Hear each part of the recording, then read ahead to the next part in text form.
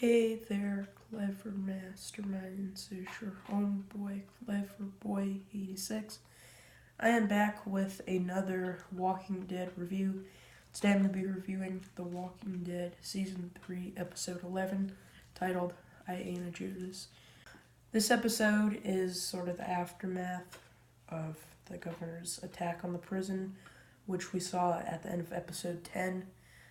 And, basically, Daryl and Merle showed up to the prison to help Rick and the group, and things are pretty tense because Merle's there and the group doesn't want him there, especially after what he did to Glenn and Maggie, and they're keeping him in one of the cells.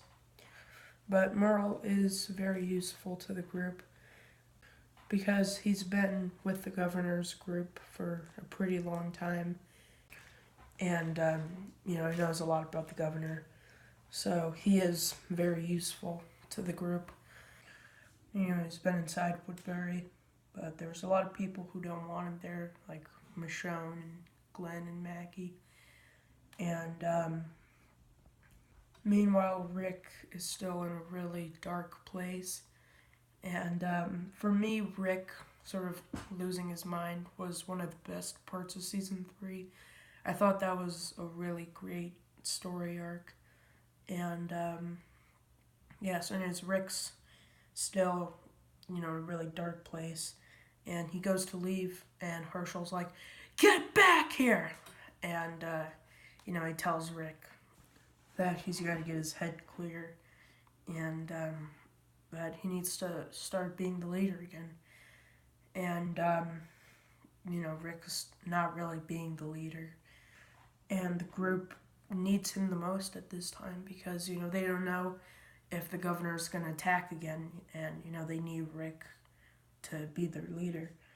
And he's, not really being the leader. And Carl tells him in this episode, "I think you should stop being the leader." And Rick realizes that he needs to start being the leader again. And meanwhile, at Woodbury, Andrea confronts the governor about what happened at the prison.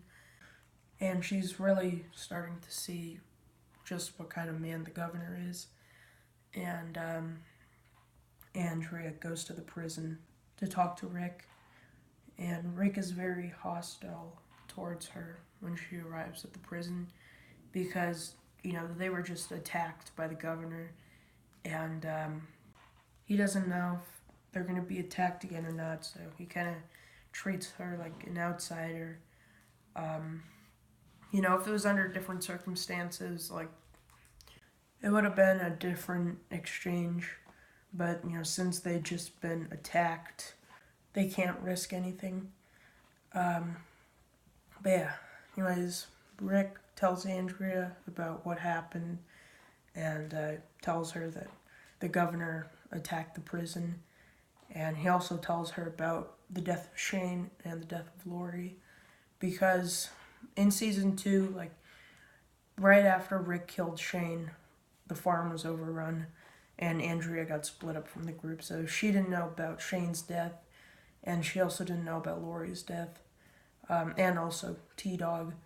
But yeah, anyways, so Andrea is also about to kill the governor in this episode. She's thinking about killing him in his sleep with a knife, but ultimately she can't bring herself to do it. But anyways, that's basically it for this episode. And it was a pretty good episode, but it's not one of my favorites from the back half of Season 3. Anyways, I'm going to give this episode an 8 out of 10. Pretty good episode, but just not one of my favorites. But anyways, that's it for this review.